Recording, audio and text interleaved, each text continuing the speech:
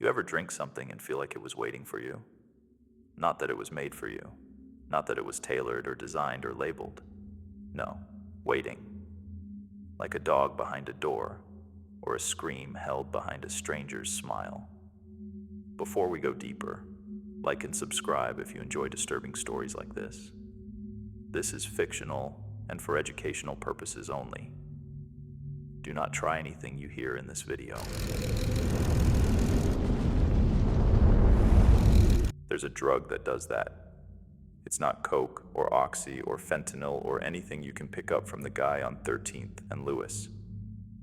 It's not even on the street because it doesn't need to be. It waits. It listens. It hunts the ones who itch on the inside. The ones who tried everything to go numb, whiskey, benzos, needles, Bibles, and still wake up screaming. They call it the heavens mixture, if it has a name at all. No chemist named it. No dealer pushed it. It's the kind of name you give something after it eats someone alive and spits out their smile.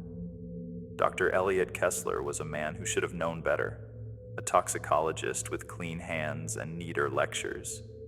He taught people how not to die for a living. State schools, private labs, conference halls where the floors smelled like disinfectant and dry sweat. Then one semester, he stopped assigning antidotes, started talking about doors. These aren't chemicals, he told a room full of future doctors half listening. They're keys. And some locks were welded shut for a reason. They thought he was mourning. Maybe a kid, a partner, someone he couldn't save. But grief doesn't ask you to open the door. Grief doesn't whisper. We only know what happened because someone sent the footage. It didn't leak. It didn't go viral. It arrived, padded envelope, no return address. Inside, a USB drive and a note written in something the color of dried blood. This is how it gets in. That's all it said. You watch the video, and you feel it. Something crawling along the back of your eyes, like your thoughts have a shadow now. Kessler sits at a desk. He doesn't blink for 9 minutes, doesn't move. Just breathes slow and steady, surrounded by old glass jars filled with things that didn't die right. One vial doesn't match the rest. No label. Just a heavy black fluid that shifts like it hates the glass holding it. He doesn't speak. He just begins. He pours. He drinks. The first sip makes his eyes unfocus. He mumbles something to someone you can't see, calls them her, apologizes, says he should have jumped. The second dose turns his mouth into a noise machine. Clicks, snaps, something too wet to be a language.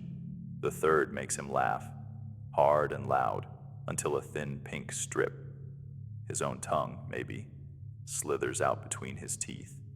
He bites it, swallows. The fourth is the black one. He holds it like it's heavier than the rest, like it hurts to lift.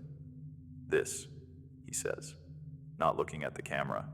This, you must not take. Then he drinks it. The camera falls sideways, but it doesn't stop. It never stops. You hear things. Sounds you've never heard but recognize. Wet feet dragging across walls instead of floors. Breathing from inside your own chest, like your lungs are listening. The lights flicker. And when they come back on, the room's gone. What's there instead is something alive. A wound. The walls pulse, stitched together by something ancient and starving. In the middle of it all, Kessler, hanging from a ceiling hook like a slab of meat in a freezer, like he put himself there. Behind him, something tall and wrong and still, with too many mouths and no eyes, unfolds like rot. It doesn't speak, it just opens everything. And when it does speak, it's through his face. Neil. They found what was left of him 6 days later, disassembled. The skin had been folded like origami, creased with care, as if someone had tried to learn how to make a man out of paper and lost interest halfway through.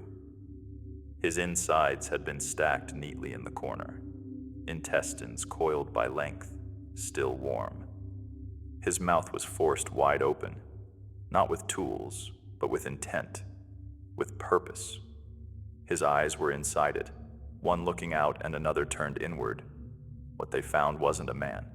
It was flesh undone, softened, rendered, like someone had pressed delete on everything that made him human, leaving only pulp arranged with surgical mercy. His bones were absent. Dissolved or removed, no one could say. The organs weren't just displaced, they were offered, set out like a last meal, and across the tongue, where the teeth had been, each one had been removed and reinserted upside down to spell a single word: worship. Not a message, but a requirement.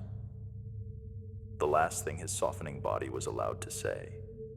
No blood on the walls, no signs of violence, just the smell.